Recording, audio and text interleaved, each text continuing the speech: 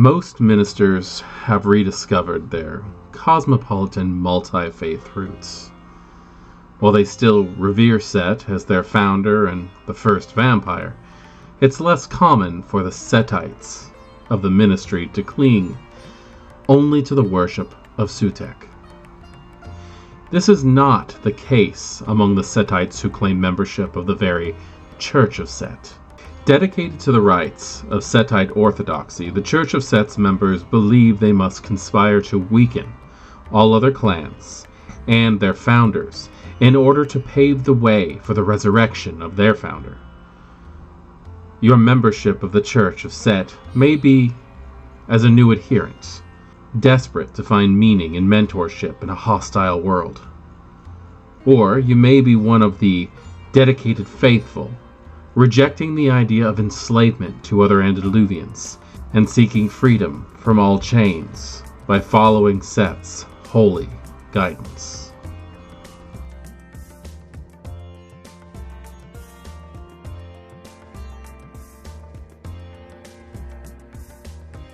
Greetings, Kindred. I am Voivode Maquette, and welcome back to our World of Darkness and another Metaplot Monday, where we're going to be going over one of the lore sheets for Vampire the Masquerade 5th edition.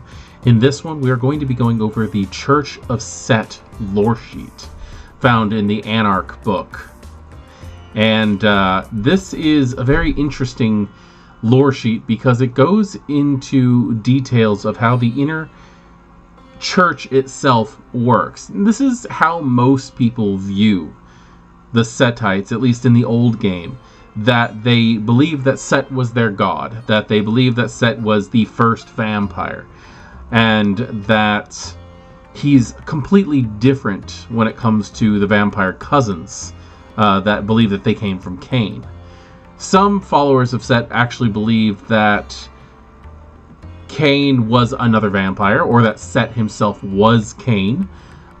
Some actually put it into the mythology of ancient Egypt, because when you look at it, it very much mirrors the Cain and Abel story. When you look at the story of Set and Osiris, the brothers who fight over position for one reason or another, and one ends up killing the other. And it actually does fit in fairly well. You could very well go about and say that Cain is Set in this way, and that all vampires come from Set himself.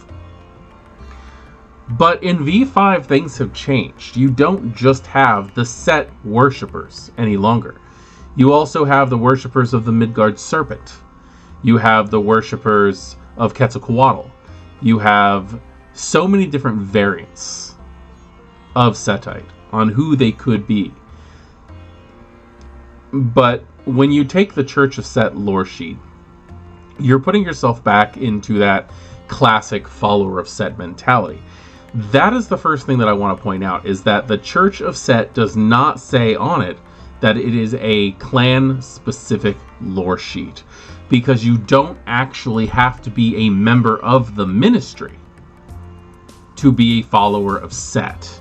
You don't actually have to be a member of Clan Set to be a follower of Set.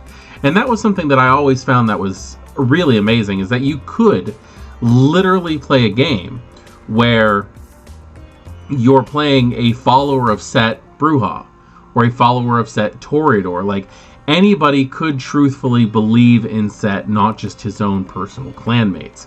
Which is why I, for the longest time, believed that the followers of Set as a clan didn't truly exist. That possibly Set himself was actually maybe a low generation gangrel or something like that. And I love the fact that in Vampire the Masquerade 5th edition, followers of Set or ministry come with Protean. It kind of just backs up my thought process that Set was not one of the original 13 antediluvians. That Set very well could have raised himself to this power, or perhaps he's just a child of Gangrel. Like, there's so many ideas that you could actually follow. Now, aside from the Book of Nod, where it has the words of Set to his childer, there's really not much evidence that suggests that Set himself was in fact the antediluvian. So who knows? I'm actually interested in what you guys think. There's a few of you out there specifically who are very much into the followers of Set as a clan in Vampire the Masquerade, and I love the Setites. I do. I really love the followers of Set because they have such a shaded past, and that's not even meant to be a joke. I mean, it's just so hidden. Now, the Laws of Judgment book, when they were going over the idea of Gehenna and stuff like that, they threw Set into some pretty interesting situations.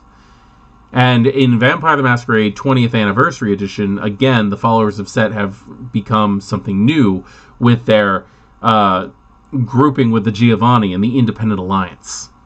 But in V5, the Setites have decided to couple with the Anarchs, which is something that I never really would have expected, and also something that I didn't really expect was going to be as well put together as it is.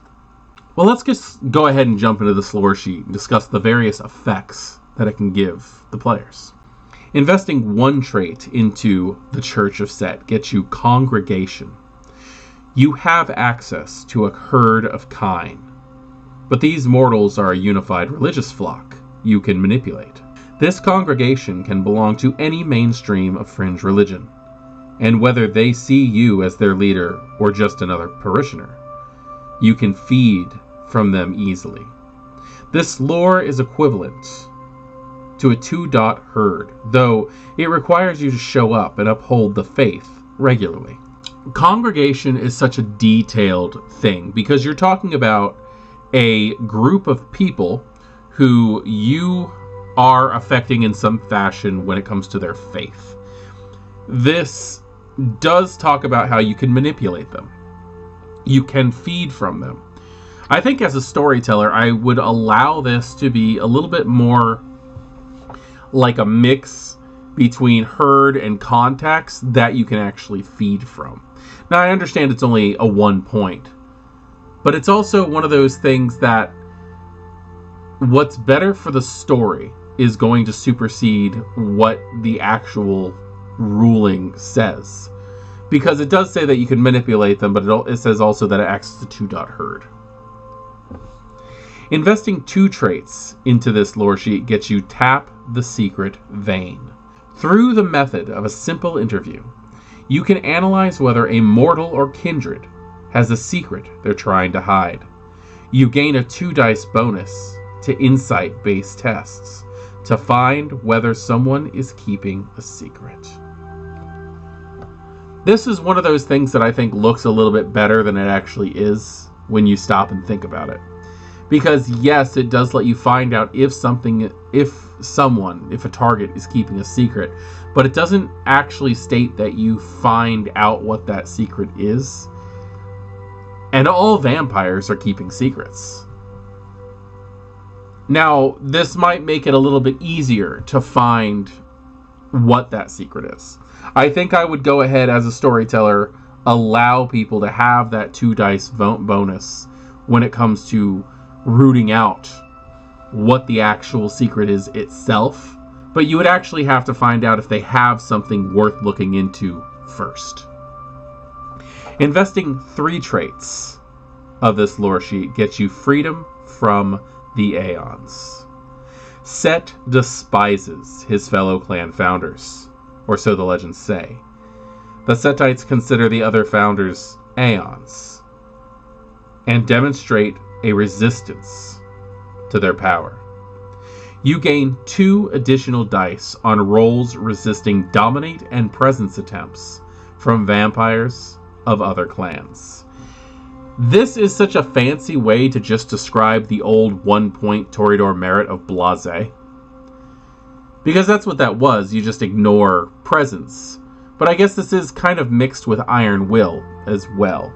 I do like the fact that it's just a gain 2 additional dice to resist rolls. And it's really funny that so far up to the 3rd level of this lore sheet, everything is gain 2 dice. Gain 2 herd. You know, it seems to be sticking with that. And I don't know. I don't know if this lore sheet is as well put together as some of the other ones have been, but I think I might just be very picky when it comes to the followers of Set, because they really haven't received the type of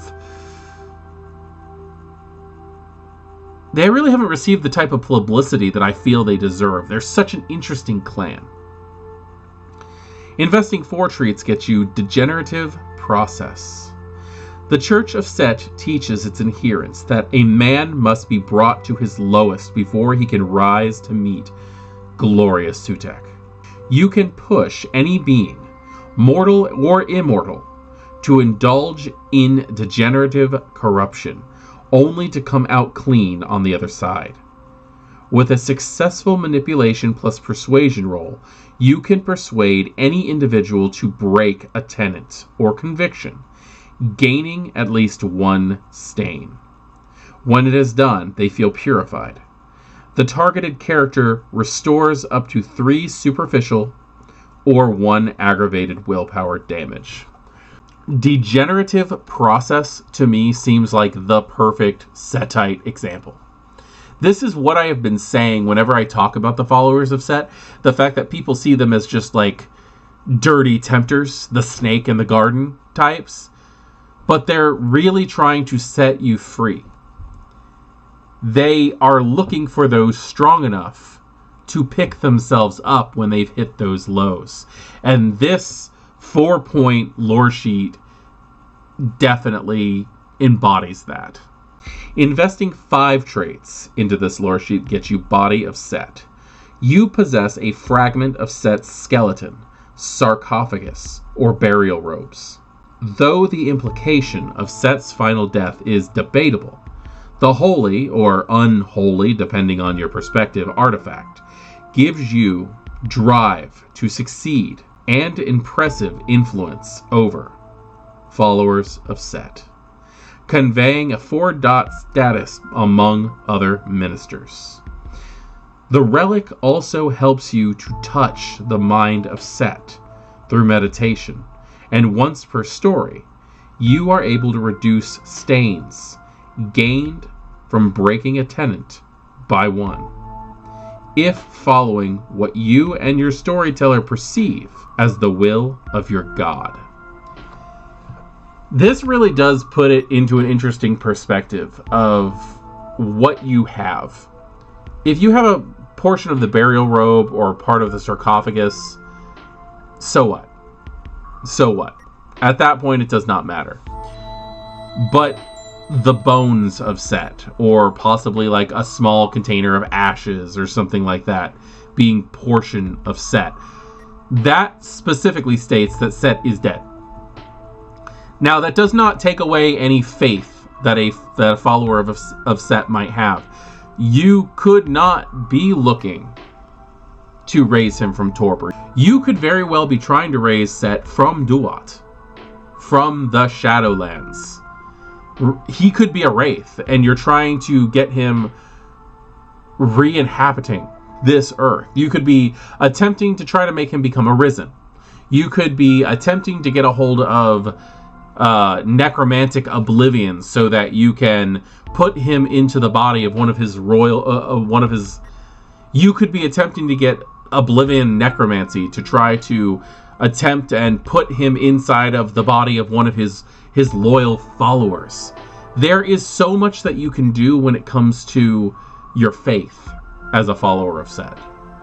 And this 5-trait thing should not ever stop your character's faith. If you're running around with like the femur bone of Set as a scepter or something like that, you can truly believe that it is his, but that he is on a much higher level than you, and that when he comes back, he is going to raise all of his followers up to his level. Like, there's so many different ways you could spin it. That's all I'm getting at. I like this one a lot because of the idea that you not only have a high status due to your relic, which I can see the followers of Set really being that kind of group that goes, well, this person has a thing, and that thing is powerful, therefore respect the person. That does seem to me like something especially some of the more shallow members might do. The higher, more self-assured members, such as Hesha, no, I don't see that. If anything, I see him attempting to do whatever he can to get that item from you. But the idea that the relic also helps you in meditation to overcome your follies. Because as a follower of Set, you would already believe that you have passed your trials. That you are there to help other people, but getting other people to break their tenets may cause you to also break your tenets. And that would have to be excused by Set. Having Body of Set almost seems like it's the ability to perform the rite of contrition, which is a Catholic practice and also a Sabbat practice. But it seems like they can do that in the Church of Set as well, if they have the proper relic and the ability to actually touch in on the mind of their clan founder himself. So this right here is a rather straightforward lore sheet. I think that it represents the followers of Set very well, that the ministry are still there, that they haven't just become another anarch group, that they are the spiritual masters of the anarch movement. And I think that more followers of Set representatives, be they PC or SPC, should definitely be present in your anarch games, because they are going to be the ones who are trying to break the chains of oppression caused by the other founders, by the Aeons. That being a thing, though, it really does make it look like they are the spiritual backbones to the Anarchs, as the Tzimisce were to the Sabbat until recently. I am Voivode Maquette, and thank you for joining me for another Metaplot Monday on Our World of Darkness. Good evening.